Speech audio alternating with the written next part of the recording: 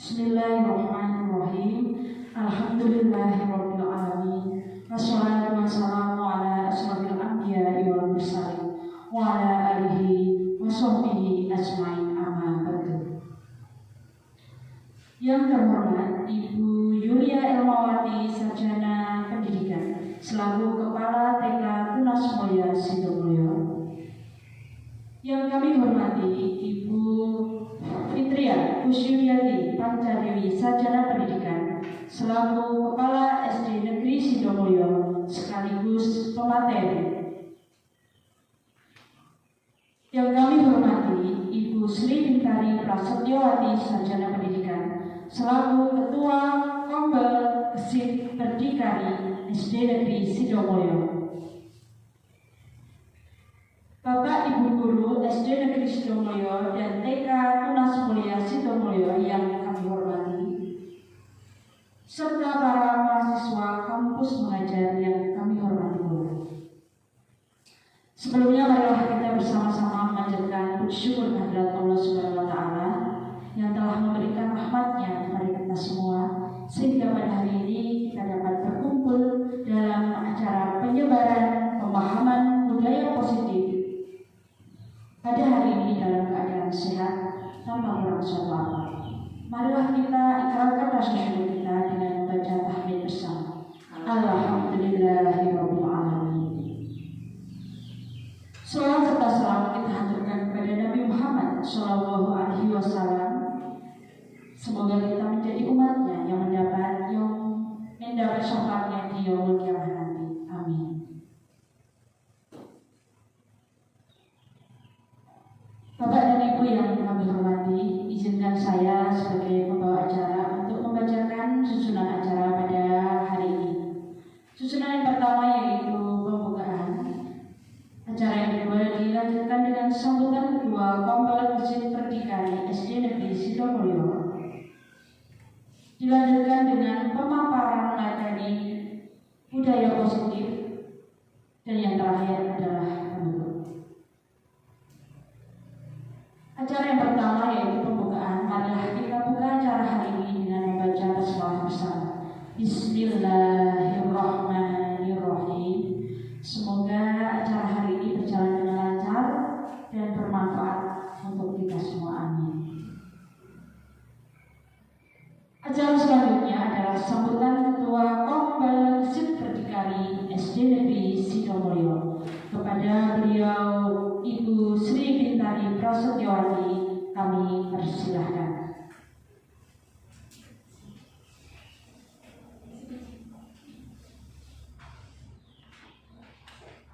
Assalamualaikum warahmatullahi wabarakatuh. Yang terhormat Bu Yulia Elmawati selaku Kepala TK Tunas Mulia. Yang saya hormati Bu Fitri selaku Kepala Sekolah SD Negeri Sidomulyo. Yang saya hormati Bapak Ibu Guru SD Negeri Sidomulyo dan kita Tunas Mulia. Tak lupa pada Bapak mahasiswa yang saya puji syukur kehadirat Allah Subhanahu wa Ta'ala yang telah melimpahkan rahmat serta hidayahnya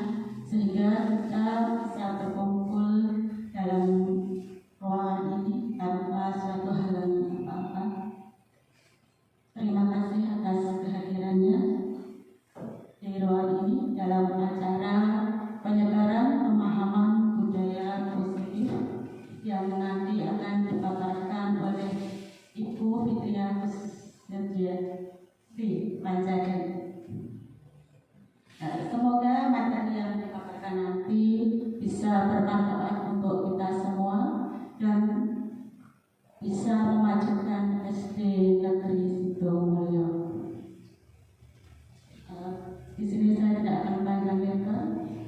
Saya cukup sekian saja karena waktunya sudah siang. Saya akhiri. Wassalamualaikum warahmatullahi wabarakatuh.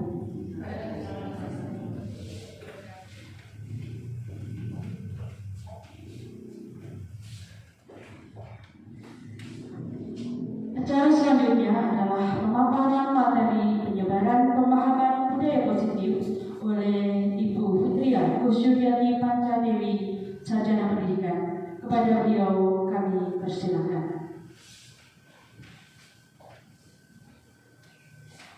Terima kasih Bu Ana. Saya izin berdiri, Jeng. Assalamualaikum warahmatullahi wabarakatuh.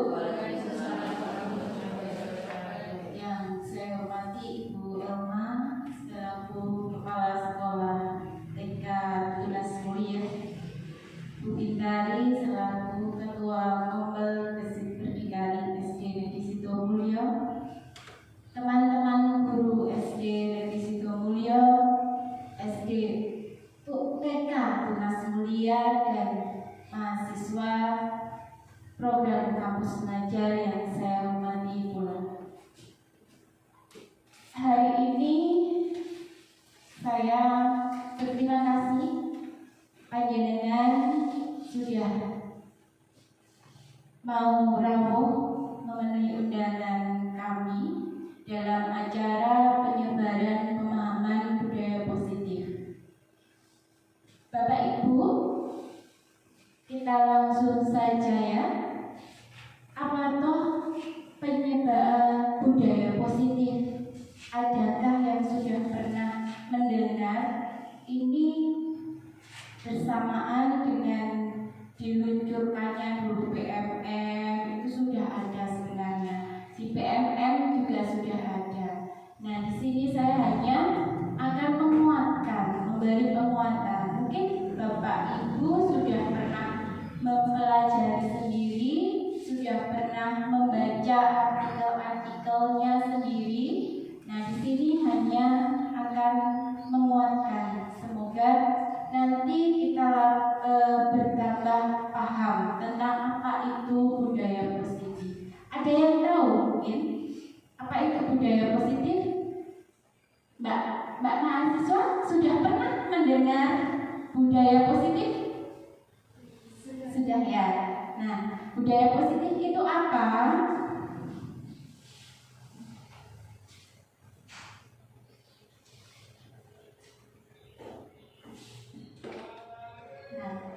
Budaya positif adalah perwujudan dari nilai-nilai atau keyakinan universal yang telah membudaya menjadi sebuah kebiasaan. Jadi budaya positif itu sebenarnya adalah nilai-nilai atau keyakinan universal, perilaku-perilaku yang positif yang sudah membudaya menjadi sebuah kebiasaan. Jadi kebiasaan-kebiasaan yang positif itu adalah budaya positif. Nah, untuk melaksanakan atau mewujudkan budaya positif itu ada beberapa konsep yang harus kita pahami terlebih dahulu. Apa toh di budaya positif itu ada beberapa konsep inti yang harus dipahami terlebih dahulu, yaitu ini konsep inti budaya positif. Yang pertama, perubahan paradigma belajar dari paradigma dahulu menjadi paradigma yang sekarang.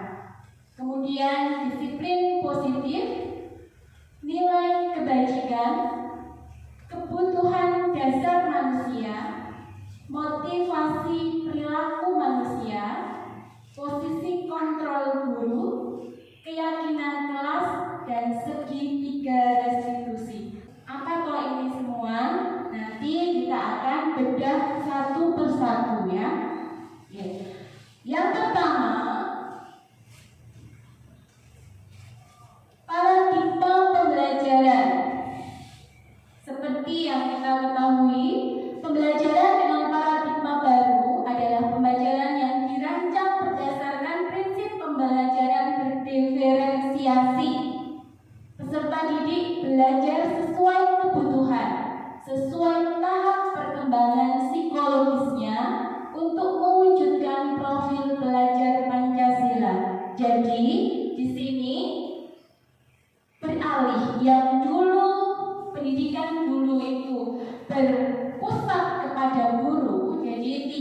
center, guru sebagai subjek, sekarang beralih.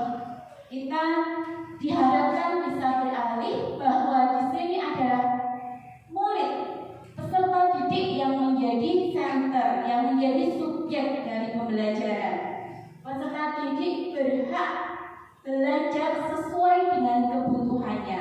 Jadi tidak guru yang menentukan, tapi peserta didik yang menentukan. Apa-apa didasarkan pada kebutuhan peserta didik sesuai tahap perkembangan psikologisnya.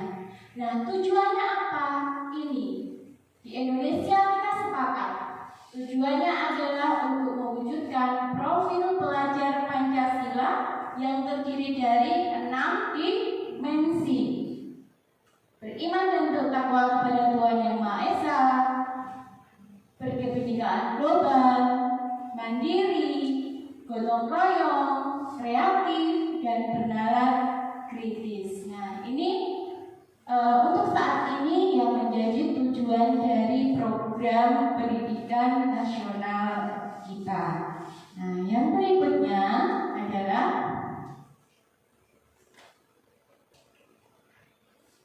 miskonsepsi tentang teori kontrol. Jadi ada perbedaan konsep antara paradigma pembelajaran yang dulu dengan yang sekarang. Kalau yang dulu, guru dapat mengontrol murid. Jadi ilusi bahwa guru dapat mengontrol murid. Murid yo sakarku mau diakake, itu seperti kalau dulu seperti itu. Nah, kalau sekarang tidak bisa, guru yang harus menghamba pada murid. Kemudian ilusi bahwa semua penguatan positif efektif dan bermanfaat. Jadi dulu apa-apa diiming-imingi hadiah.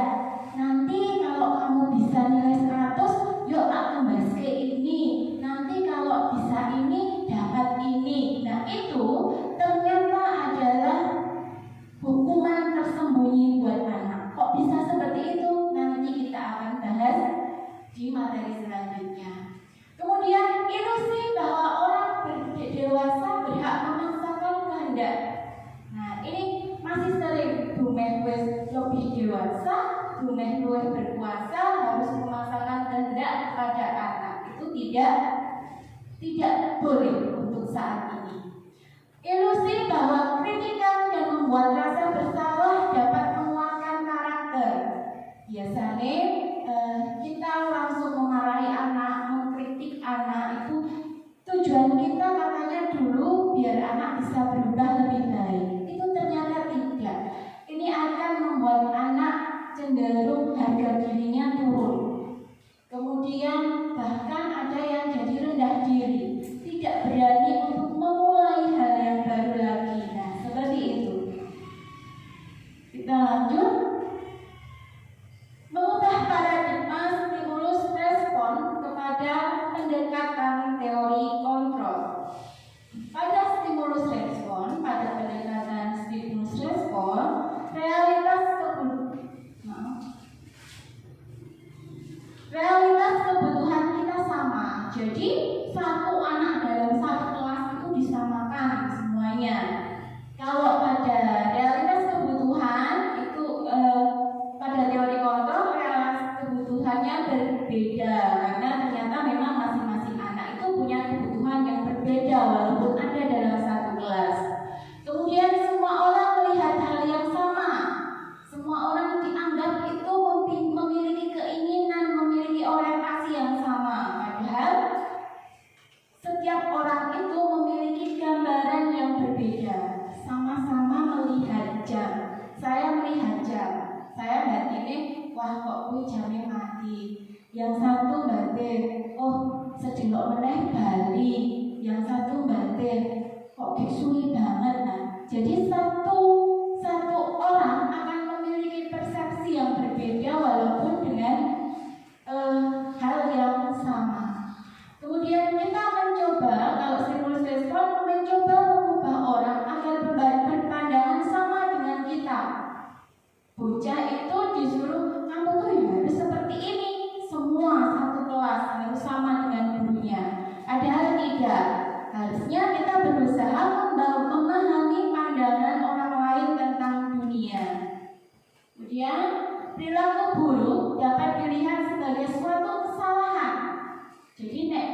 anak-anak kita melakukan sebuah perilaku yang kurang baik, salah, patut dihukum dan harus mendapatkan hukuman seperti itu. Padahal tidak. Perilaku yang dilakukan oleh seseorang itu pasti memiliki tujuan, dan kesalahan itu adalah sebuah pembelajaran. Kemudian orang lain bisa mengontrol saya. Hanya Anda yang bisa mengontrol diri Anda sendiri. Ini kalau menurut teori kontrol. Jadi kita yang bisa mengontrol diri kita sendiri. Walaupun mau dikasih hadiah apapun, mau dikasih hukuman apapun, kalau memang kita yakin bahwa hal itu harus kita lakukan, ya kita lakukan. Kalau itu kita yakin itu tidak boleh dilakukan, ya tidak dilakukan. Kemudian saya bisa mengontrol orang lain. Anda tidak bisa mengontrol orang lain. Ini sebenarnya teori kontrol itu kita tidak bisa mengontrol orang lain. Kenapa? Kita sebagai guru berarti kita tidak bisa mengontrol anak kita. Kita tidak mengontrol. Kita hanya menuntun. Kita hanya membimbing mereka sesuai dengan keinginan dan keyakinan mereka masing-masing. Kemudian pemaksaan ada pada saat bujukan gagal. Jadi ketika kita suruh, ayo nak dikerjakan, ayo dikerjakan, nah akhirnya kita memaksa. Harusnya tidak, harus ada kolaborasi dan konsensus untuk menciptakan pilihan baru. Ayo nak dikerjakan, wis aku pinginnya piye, aku mau kerjakan, ayo aku piye, mau yo nek maca piye, belum tahu rasa nulis maca wae. Nah terus akhirnya dia mau membaca 1 kalimat, 2 kalimat, itu sudah merupakan sebuah pencapaian, gitu ya. Kemudian model berpikir menang kalah. Jadi kalau stimulus respon itu kalau yang salah yaitu salah, kalah. Kayak misalnya ada anak bertengkar, Bu aku dianukai, kita tahu misalnya yang salah si A, kita jangan pernah ayo gue salah minta maaf, itu ternyata tidak tepat ibu-ibu, bapak-bapak. Nah kita harus berusaha yang salah ini jangan sampai merasa dia harga dirinya turun, apalagi di depan teman-temannya. Misalnya kita ajak bicara dulu, tadi kenapa toh? Boleh aku boleh. Jadi biar dia tumbuh kesadaran sendiri bahwa memang dia tahu sendiri dirinya memang salah. Bukan kita yang menunjukkan kesalahannya. Kita bisa menunjukkan, tapi dengan cara membimbing, menuntun dengan pertanyaan-pertanyaan yang bersifat positif. Kemudian ini model berpikir menang-menang. Jadi ini yang harus kita tunjukkan. Jadi yang kalah pun, maksudnya yang salah pun itu harga dirinya tidak jatuh, tetap kuat, maksudnya mau mengakui kesalahannya dengan tegar, gitu ya. Kemudian, nah ini disiplin positif. Disiplin positif merupakan perasaan saat dan patuh terhadap nilai-nilai yang dipercaya yang merupakan tanggung jawabnya. Disiplin positif adalah proses menerapkan pendisiplinan bertujuan untuk menumbuhkan kesadaran serta memberdayakan anak untuk menjadi individu yang berkomitmen, mandiri, dan bertanggung jawab. Tugas pendidik adalah menuntut murid agar memiliki disiplin diri sehingga berperilaku berdasarkan nilai-nilai kebajikan universal yang diyakini serta menumbuhkan motivasi intrinsik dalam perubahan perilaku ke arah yang lebih baik. Jadi tugas pendidik hanya menuntun muridnya untuk bisa menjadi untuk menumbuhkan motivasi intrinsik ini agar mereka bisa melakukan perubahan perilaku ke arah yang lebih baik.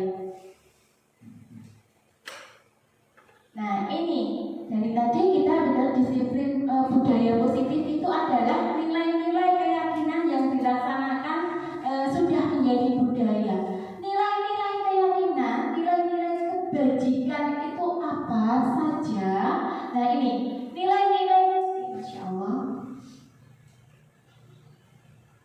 nilai-nilai yang disepakati bersama, terlepas dari suku, bangsa, agama, bahasa maupun latar belakang lainnya. Jadi semua yakin kalau nilai itu adalah baik, kalau hal itu adalah baik. Ya, semua agama percaya, semua suku bangsa percaya, semua bangsa percaya kalau nilai itu adalah baik. Jadi nilai-nilai keyakinan yang universal. Kalau di Indonesia ada beberapa nilai-nilai, tidak hanya ini, masih banyak artikel-artikel atau literasi yang memuat nilai-nilai universal. Ini diantaranya saya ambil 3 ini. Yang pertama yang menjadi tujuan pendidikan kita, profil belajar Pancasila, yang kita sudah tahu ada 6 dimensi ini: bertakwa, beriman, dan kemudian berikutnya dari Ipo Primary Years Program ada toleransi, rasa hormat, integritas, mandiri, menghargai, antusias, empati, keingintahuan, kreatif, kerjasama, percaya diri, dan komitmen. Dari keterampilan hidup life skill ada dapat dipercaya, lurus hati, mendengar yang aktif, tidak merendahkan orang lain, memberikan yang terbaik dari diri. Nah, ini adalah nilai-nilai atau keyakinan yang diyakini secara universal. Masih banyak yang lainnya, masih banyak, tidak hanya ini ya. Mungkin nanti ibu-ibu, bapak bisa mencari literatur lain yang bisa memuat nilai-nilai kebajikan ini. Nah, ini konsep inti yang lain adalah kebutuhan dasar manusia. Nah, kebutuhan dasar manusia apa itu? Kebutuhan dasar manusia adalah segala sesuatu yang mendasari kita untuk melakukan suatu tindakan. Jadi apa yang kita lakukan itu adalah bertujuan untuk memenuhi kebutuhan hidup kita. Apapun itu, kita bekerja untuk memenuhi kebutuhan tidak. Kita makan, kita berjalan, saya mau ambil ini adalah kebutuhan saya. Nah, itu apapun tindakan yang dilakukan manusia itu adalah untuk memenuhi kebutuhan manusia. Segala sesuatu yang kita lakukan pasti memiliki tujuan tertentu yang akan bermuara pada pemenuhan kebutuhan dasar kita. Kita akan selalu berusaha agar kebutuhan dasar kita terpenuhi dengan baik. Jadi sudah mulai ada gambaran, oh berarti semua perilaku murid yang ada di kelas saya itu juga berdasarkan kebutuhannya masing-masing. Nah, apa saja kebutuhannya? Nah, ini adalah 5 kebutuhan dasar manusia. Yang pertama, yang paling utama adalah kebutuhan untuk bertahan hidup, meliputi kebutuhan akan makanan, minuman, tempat tinggal, kesehatan. Nah, itu. Kemudian kebutuhan akan kasih sayang, meliputi kebutuhan rasa diterima, dipedulikan, kerjasama, berbagi. Nah, kemudian kebutuhan akan penguasaan, tentang harga dirinya, bisa menjadi pemimpin, bisa berprestasi, bisa diakui. Nah, seperti itu. Kemudian kebebasan, ingin mandiri, diperbolehkan mencoba hal-hal yang baru, bebas memilih aktivitas. Nah, seperti itu. Kemudian kesenangan, bermain, humor, tertawa, antusias. Jadi ini adalah 5 kebutuhan dasar manusia. Begitu pula dengan anak didik kita. Ketika misalnya anak kita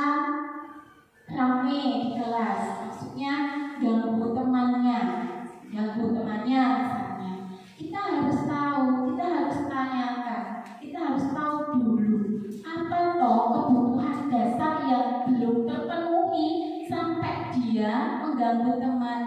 Mungkin dia pengen dipedulikan karena kita kurang perhatian sama dia. Mungkin dia ingin diakui. Aku tuh ada loh di sini, kok tidak diakui. Misalnya kita mungkin nggak pernah memerintah dia, kita nggak pernah memberi tugas, kita luweh-luweh. Nah, seperti itu. Mungkin untuk berprestasi. Jadi anak kita misalnya males garap tugas, anak kita nggak males garap, kita ya jangan menyalahkan dia. Kenapa dia males garap tugas? Apa tuh kebutuhan yang dia inginkan yang belum dia peroleh? Mungkin dia ingin diakui, aku garap tugas iyo dinilai, dikasih apresiasi apapun itu. Nek tidak pernah, lama-lama dia akan males, tidak mau ngerjain. Nah, seperti itu. Kemudian misalnya akan kebebasan. Coy kamu di kelas ki ubes, tidak mau mendengarkan sama sekali. Kenapa? Karena ternyata setelah dilihat di gurunya cuma nyuruh nyatet buku terus, kan bosan. Dia pengen bebas. Makanya sekali-kali ajak anak-anak kita keluar, kita belajar di luar. Kita tanya maunya belajar seperti apa. Nah, seperti itu. Ini ya. Jadi apapun yang dilakukan murid kita itu pasti punya tujuan. Dan kita harus tahu masing-masing anak, karakter dan keinginan masing-masing anak. Wah Bu, murid saya 29, mosok yo harus tahu semua. Yo iya, memang harus. Tapi kan ada hal-hal yang urgent. Kalau anaknya ya tidak pernah bermasalah dan sebagainya, tidak begitu. Bukannya tidak kita perhatikan, tapi maksudnya tingkat atensi kita akan berbeda. Jadi kita bisa dengan rasa memperhatikan masing-masing anak kita seperti apa, bagaimana kita memperlakukan pendekatan, perlakuan ke anak-anak itu. Bukannya membeda-bedakan, tapi ya memang harus membeda-bedakan secara kasih sayang maksud saya. Tapi kalau perbedaan perlakuan ya memang harus beda perlakuannya, tergantung dengan karakteristiknya masing-masing. Kemudian motivasi perilaku manusia. Nah, ada dua sumber motivasi. Motivasi ekstrinsik yang berasal dari luar diri, itu untuk menghindari hukuman, untuk mendapatkan imbalan dan penghargaan. Jadi mereka melakukan suatu tindakan hanya untuk menghindari hukuman. Men tidak dihukum. Aku pakai seragam lengkap, men naik Senen orang nanggon barisan sing beda. Aku ngerjain PR biar besok tidak disuruh mengulangi 100 kali misalnya. Tuh. Kemudian untuk mendapat imbalan atau penghargaan biar besok dapat reward dari guru misalnya seperti itu. Ini motivasinya adalah motivasi ekstrinsik. Ada motivasi intrinsik yang berasal dari diri sendiri, diri anak-anak sendiri, yaitu untuk menjadi, mereka sadar untuk menjadi pribadi yang mandiri, menghargai diri dengan perilaku yang sesuai dengan nilai-nilai kebajikan yang mereka yakini. Jadi mereka sudah paham kalau saya itu memang harus berperilaku yang positif. Itu muncul dari dirinya sendiri. Itu adalah motivasi intrinsik. Next. Nah, nih apa bedanya sekarang? Ada hukuman, ada konsekuensi, ada restitusi. Coba kalau ibu-ibu seringnya melakukan yang mana? Konsekuensi? Ya? Oke. Mari kita kita lihat bedanya ini. Kita lihat bedanya. Kalau hukuman itu dilakukan tidak terencana, tiba-tiba datang telat, ngobrol telat, lari keliling lapangan, tidur, langsung. Si anak ini hanya sifatnya satu arah, gurunya. Anak tidak tahu apa yang akan terjadi. Dia tidak tahu nek anaknya yuk kon lari keliling lapangan tidur. Itu tidak tahu. Nah, berupa hubungan fisik dan verbal. Bedanya dengan konsekuensi apa? Kalau konsekuensi itu terencana dan disepakati. Misalnya gini, kita buat kesepakatan kalau anak tidak memakai seragam sekolah, berdiri di barisan tersendiri. Pagi-pagi datang. Dia sudah tahu harus seperti apa. Karena sudah sadar saya nggak pakai topi, berarti saya harus di barisan tersendiri. Nah, itu adalah konsekuensi. Tapi murid tetap dibuat tidak nyaman, kan tetap merasa malu. Kalau murid orang dablet nih, nek wis bedablet ya wis angel. Tapi kalau walaupun sedablet-dabletnya, harusnya di dalam hati kecilnya dia tetap merasa mungkin malu. Kemudian paling tidak nyaman lah. Kemudian guru selalu memonitor murid. Jadi lihat siapa yang nggak pakai seragam, siapa yang melakukan kesalahan, kesalahannya apa, konsekuensinya apa. Nah, itu selalu dipantau, dimonitor. Nah, kalau proses restitusi, proses untuk menciptakan kondisi bagi murid untuk memperbaiki kesalahan. Proses kolaboratif yang menuntun pada murid untuk mencari solusi sendiri. Kalau restitusi itu bedanya, guru tidak langsung menyalahkan. Mungkin ujuk-ujuk datang, ditanya kenapa kok datang terlambat, misalnya. Nanti dengan dialog, akhirnya dia akan menyadari sendiri kesalahannya dan dia akan mencari sendiri solusinya. Misalnya sedang berkelahi. Nah, kenapa kok berkelahi? Kamu itu tadi gimana ceritanya? Terus cerita. Terus kalau seperti itu, sebenarnya kamu nyaman tidak? Ya tidak, Bu, sakit. Nah, harusnya seperti apa? Nah, nanti kan dia akan mencari solusinya sendiri. Gitu, oke? Tuh. Nah, Bapak Ibu, supaya tidak bosan, saya akan kasih SDK dulu sebentar. Bapak Ibu ikutin nggih.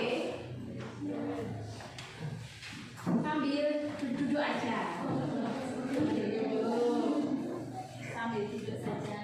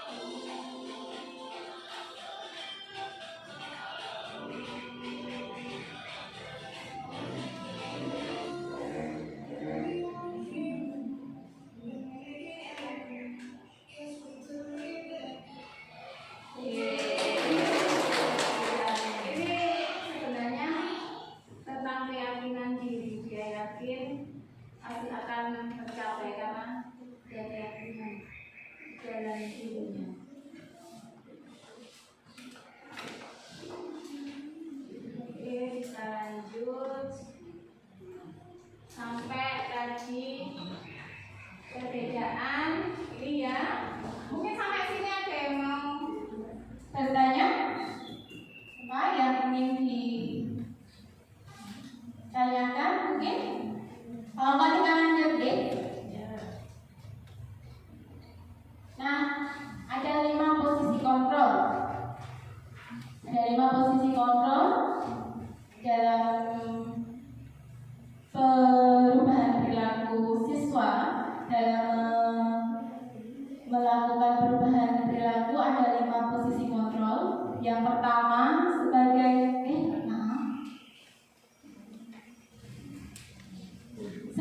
penghukum. Sebagai penghukum. Kemudian sebagai pembuat rasa bersalah. Kemudian sebagai teman. Sebagai pemantau dan sebagai manajer. Nah, kira-kira coba kalau secara seperti itu biasanya kita sebagai apa? Sebagai apa, Bu? Teman, buat rasa bersalah, Teman, atau manajer. pembuat rasa bersalah, pemantau, manajer. Ya, oke. Tuh, ada yang mungkin sebagai teman, ada yang mungkin sebagai pemantau, ada yang mungkin membuat rasa bersalah, ada yang mungkin sudah bisa jadi manajer. Nah, ini masing-masing posisi kontrol ini nantinya akan sangat mempengaruhi bagaimana perubahan perilaku pada murid-murid kita.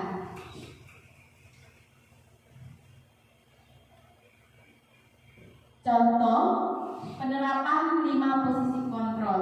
Ada kasus Ibu, ada kasus anak sering tidak menggunakan seragam sekolah dengan lengkap.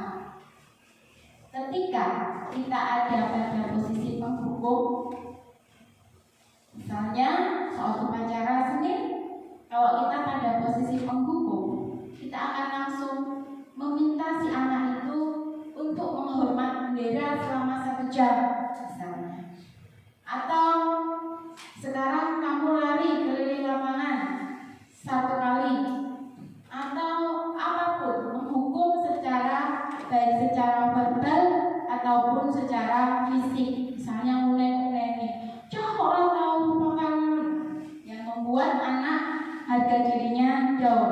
Nah, itu posisi sebagai menghukum.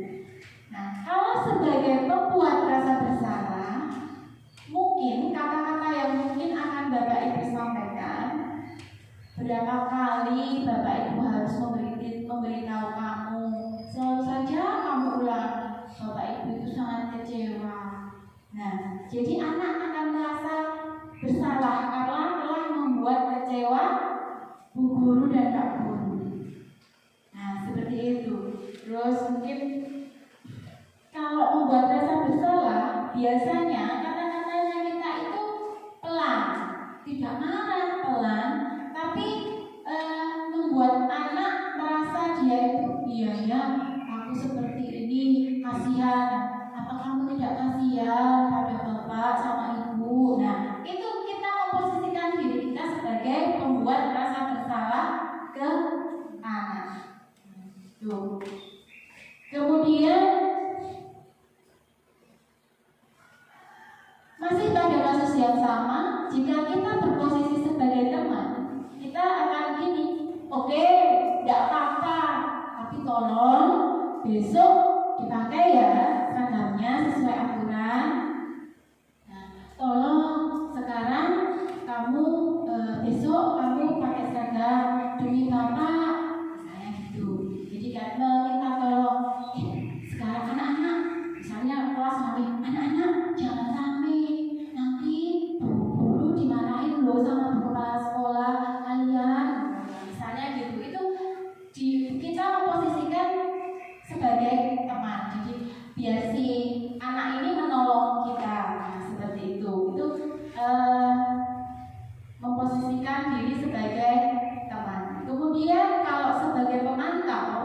itu kamu tahu kan konsekuensinya kalau tidak pakai seragam sesuai aturan, bisa pergi koperasi dan besok jangan diulang lagi.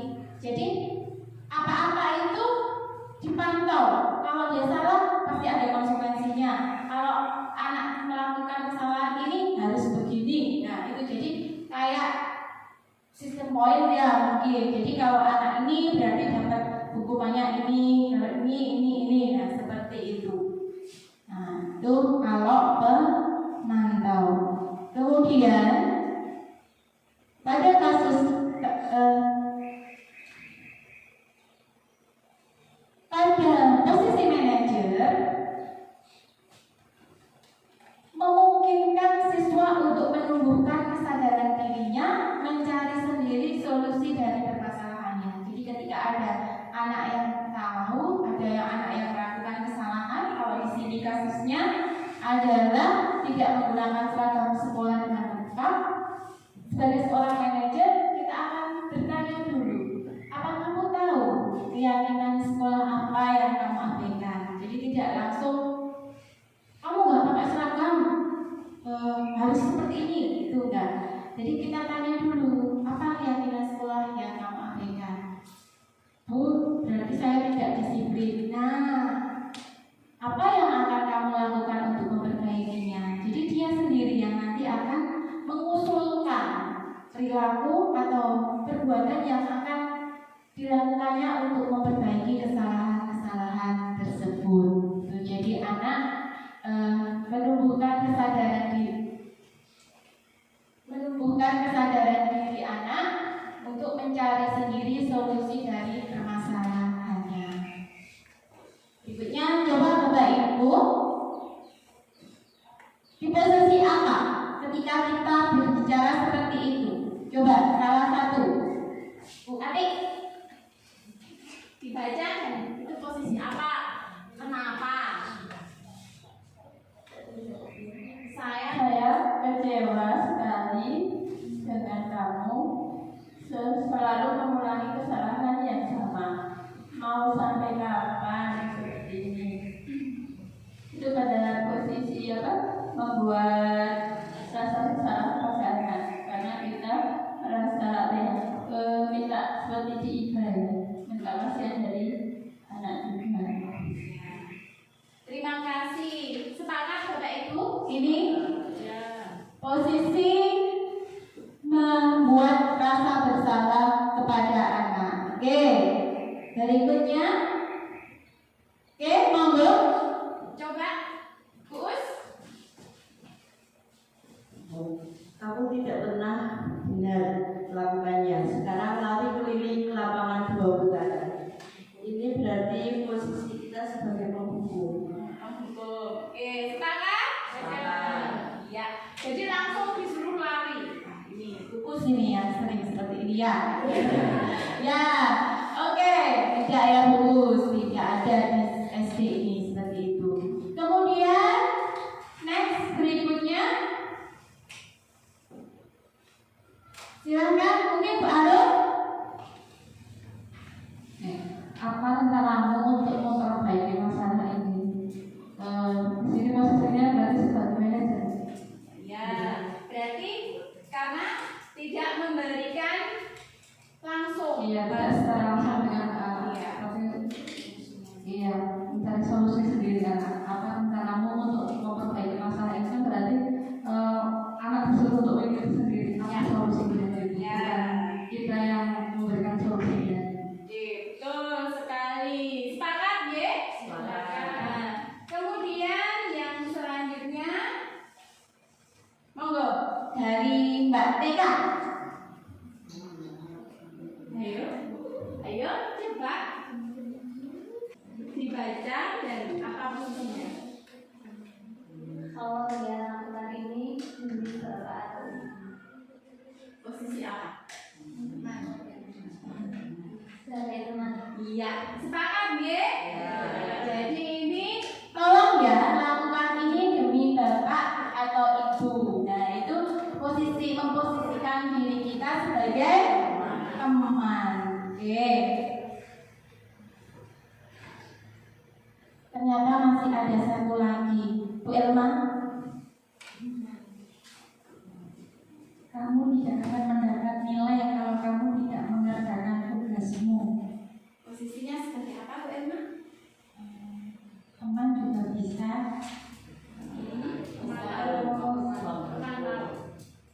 Penghukum juga bisa. Penghukum bisa. Iya.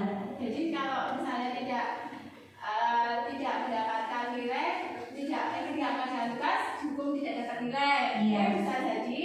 Kemudian ada apa lagi? Pemantau juga bisa. Ya, sebagai pemantau.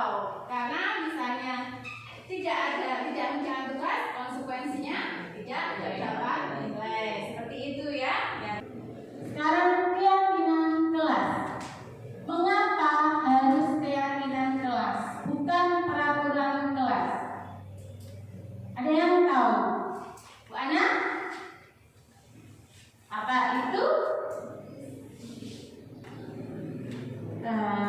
Menurut saya, karena juga saya baru belajar, keyakinan kelas itu disebut dengan keyakinan kelas, bukan dengan aturan atau tata tertib kelas seperti itu ya, sudah berbeda. Mungkin karena ketika kita membuat keyakinan kelas itu kita melibatkan siswa secara langsung. Jadi ketika membuat keyakinan kelas kita mengajak diskusi siswa, merangkum semua pendapat siswa, kebutuhan siswa itu kita rangkum dulu, baru kita susun bersama-sama dan dibuatlah keyakinan kelas kesadaran mereka sendiri. Jadi tidak kita yang menentukan, tidak kita yang membuat menyusun, tetapi dilakukan bersama-sama menjadi satu keyakinan atas kesadaran semua anggota kelas. Menurut saya seperti itu. Oke, super sekali, tepuk tangan buat kita. Nah, itu ya. Mengapa harus keyakinan bukan peraturan? Tadi sudah dikatakan Bu Ana bahwa keyakinan itu didasarkan pada kesepakatan bersama, disusun bersama ya. Untuk membuat keyakinan kelas memang harus dilaksanakan bersama. Sekarang kalau ada aturan dilarang merokok, seperti itu. Sebenarnya nilai tujuannya itu untuk apa? Kenapa ada aturan dilarang merokok? Tujuannya untuk apa? Tujuannya untuk apa? Kenapa kok kita dilarang merokok? Ya, untuk kesehatan. Memakai masker. Tujuannya untuk apa? Melindungi diri, keselamatan. Nah, kesehatan, keselamatan itu adalah keyakinan. Mengapa lebih ke keyakinan tidak ke peraturan? Karena keyakinan itu akan lebih memunculkan motivasi dari dalam daripada sekedar kita hanya melakukan peraturan.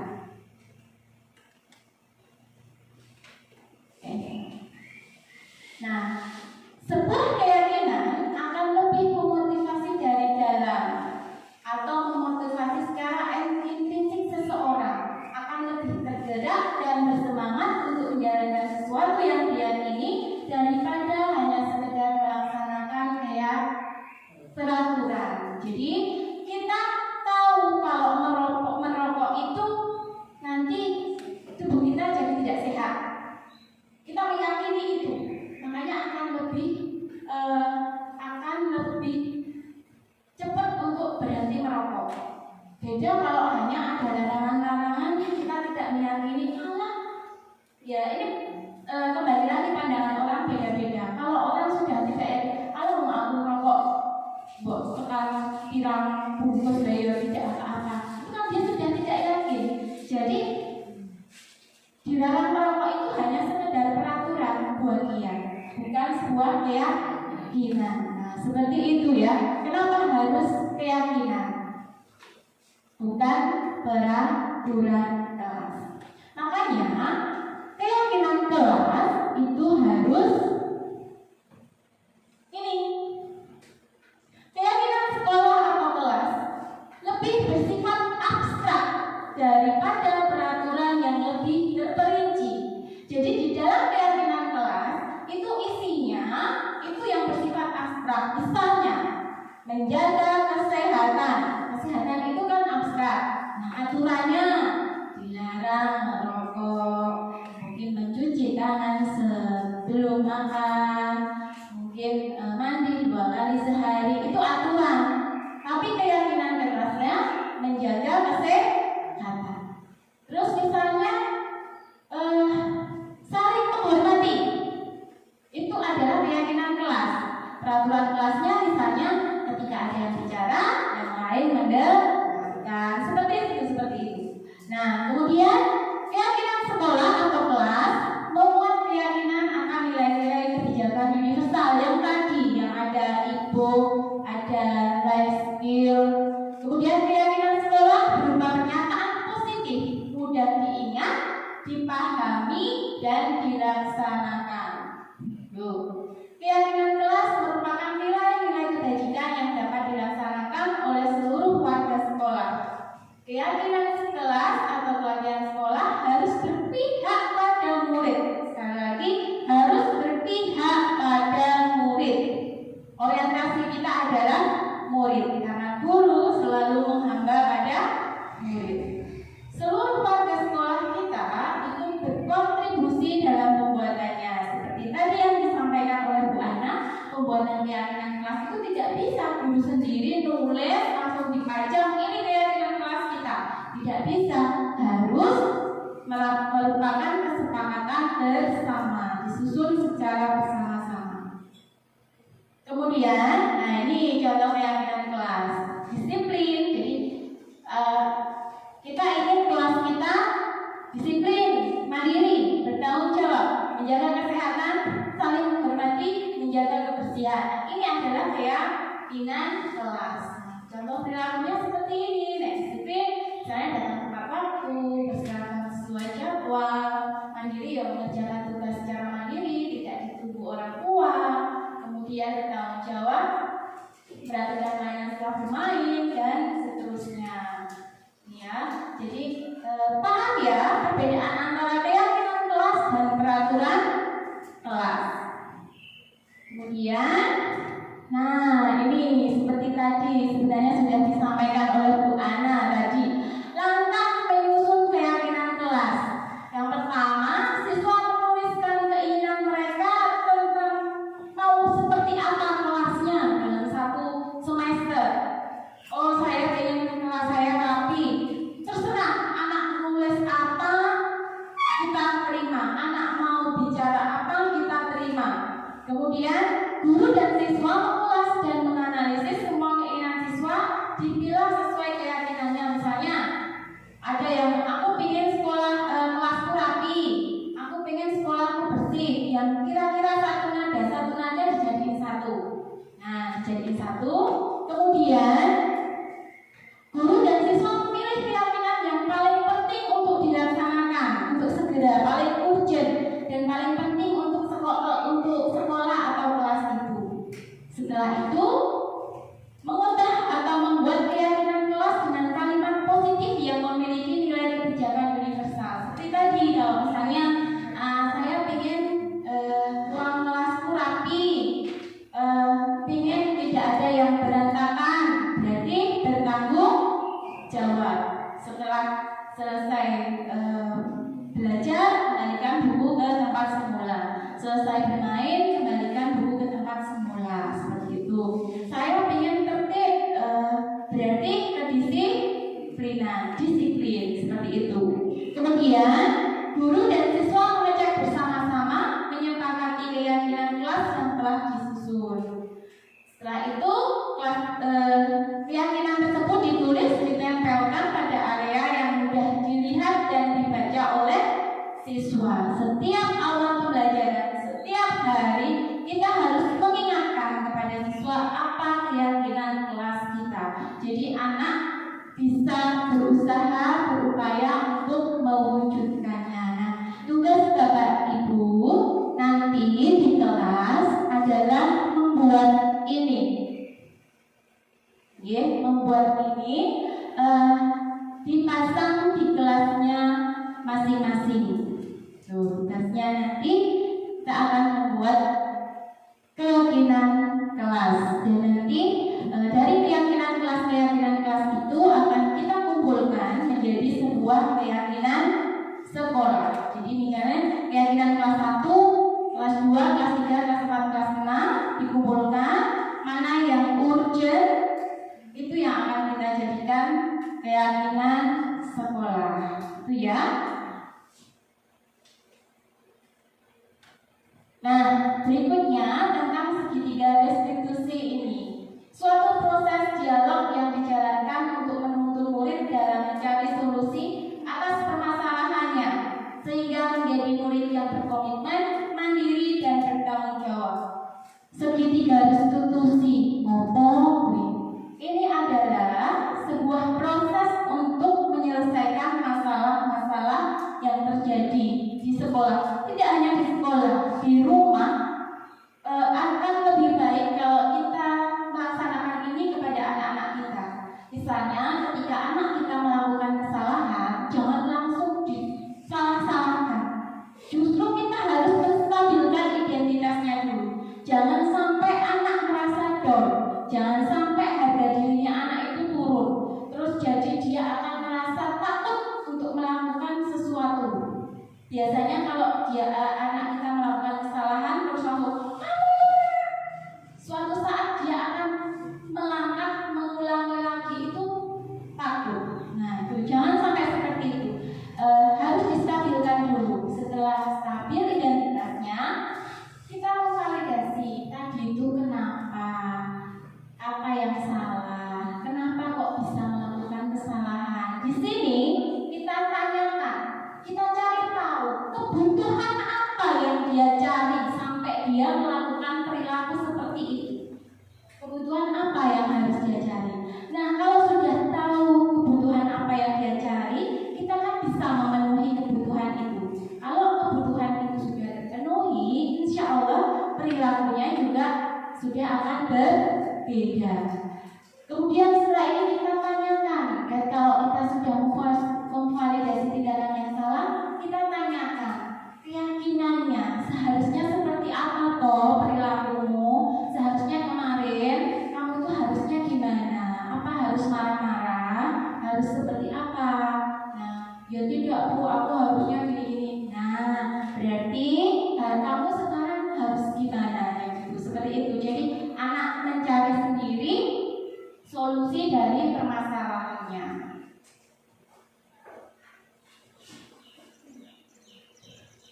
Berikutnya, nah ini menstabilkan identitas. Berdasar prinsip bahwa membuat kesalahan adalah bagian dari proses pembelajaran. Nah, contoh pertanyaannya, berbuat salah itu wajar. Bapak dan Ibu juga pernah melakukannya. Jadi kan anak tidak merasa aku tuh paling menderita karena aku paling salah. Oh, ternyata orang lain juga pernah melakukan kesalahan seperti aku. Kenapa aku harus terlalu takut? Nah, seperti itu, oke? Terus Bapak Ibu tidak ingin mencari siapa yang salah, tapi ingin mencari solusi dari permasalahan ini. Nah, kamu berhak kok merasa seperti itu. Misalnya, kenapa kamu tadi memukul Ani? No, bapakku diunek-unek kok. Oh, ya berarti kan dia wajar kalau dia memukul temannya karena dia merasa harga dirinya terlukai karena orang tuanya kayak dikata-katai. Nah, itu kan kita jadi tahu permasalahannya. Kemudian validasi tindakan yang salah berdasarkan prinsip bahwa perilaku muncul sebagai upaya untuk memenuhi kebutuhan. Kamu pasti punya alasan melakukan itu. Padahal kamu bisa ya melakukan lebih buruk dari itu. Jadi misalnya ketika dia dibully, dia hanya memukul. Padahal harusnya kalau kita dibully kamu bisa lebih drastis lagi, misalnya dengan memukul yang lebih kencang atau apa. Tapi kamu bisa menahan dirimu hanya memukul sedikit atau hanya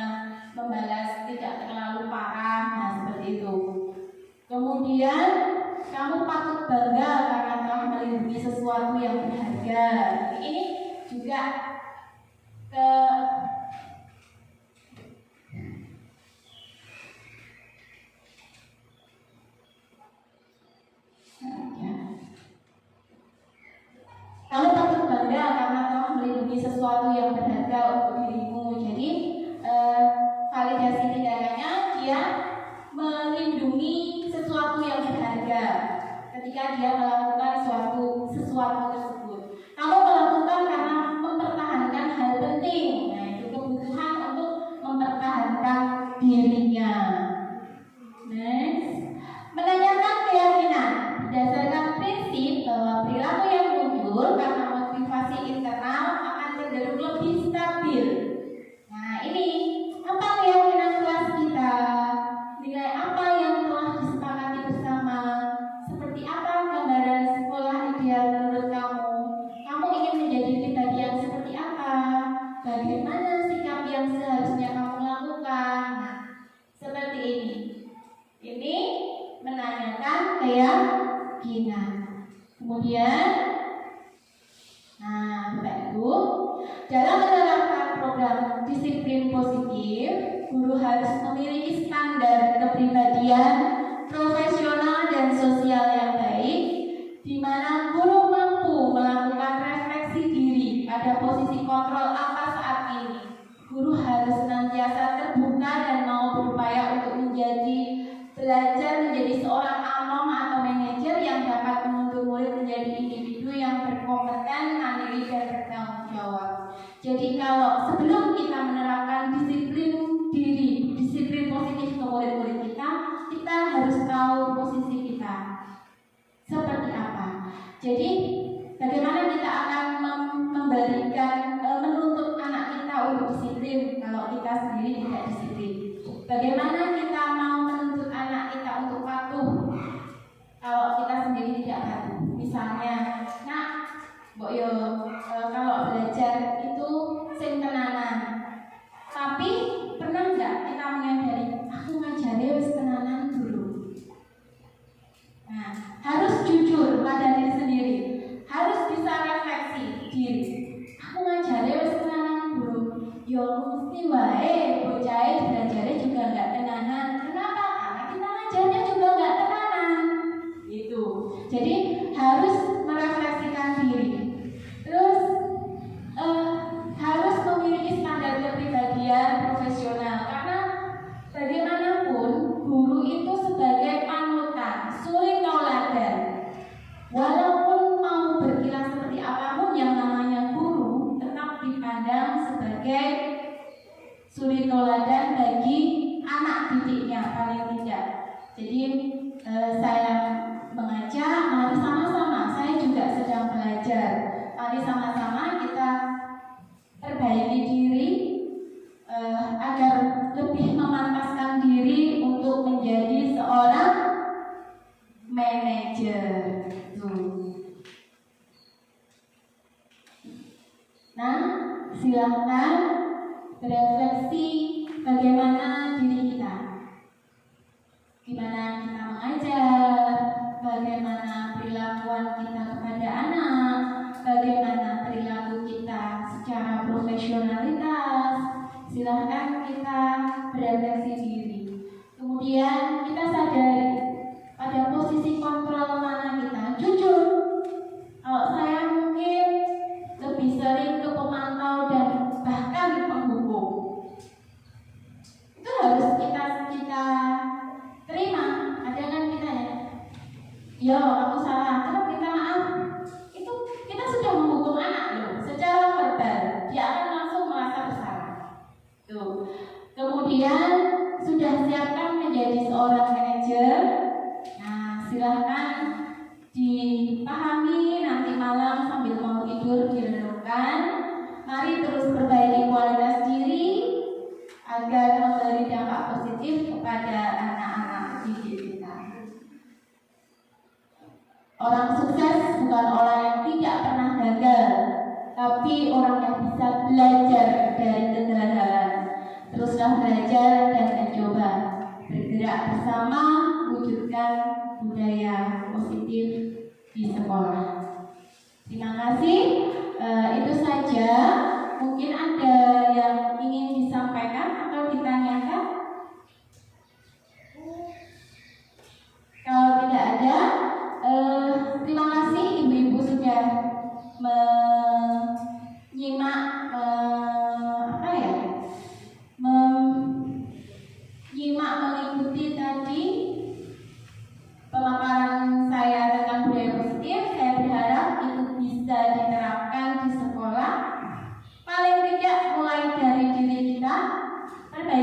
kita dulu seperti apa, kemudian sedikit-sedikit tidak bisa langsung melaksanakan restitusi itu berat. Paling tidak kita mencoba, jangan langsung menyalahkan anak dulu. Nah, itu awal, jangan langsung ngejudge.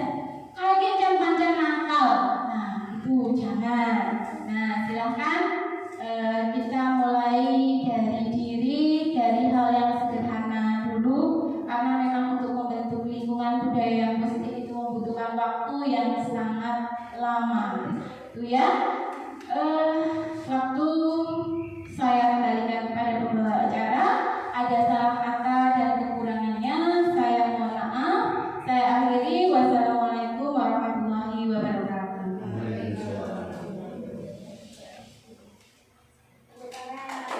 Dan tepuk tangan yang untuk Bu Fitri yang sudah menyampaikan banyak sekali pemahaman tentang budaya positif. Semoga tentunya sangat bermanfaat untuk kita. Jadi Bapak Ibu silahkan ya, kita bersama-sama selalu refleksi, introspeksi apa yang kita lakukan setiap hari sudah baik atau belum, bisa kita perbaiki lagi menjadi lebih baik untuk memajukan pendidikan di Indonesia. Ya Bapak Ibu, alhamdulillah acara sudah selesai untuk kali ini. Ditunggu untuk pertemuan selanjutnya. Bu Fitri mungkin ada? Oh ada, siap. Atau mungkin yang lain boleh ya, kita saling sharing tentang segala sesuatunya. Oke Bapak Ibu, terima kasih untuk hari ini. Sebelum saya tutup, saya mohon maaf atas bila saya melakukan kesalahan, berkata yang kurang sopan. Saya mohon maaf yang seterusnya. Aturaken semoga bila itu berkah hidayah.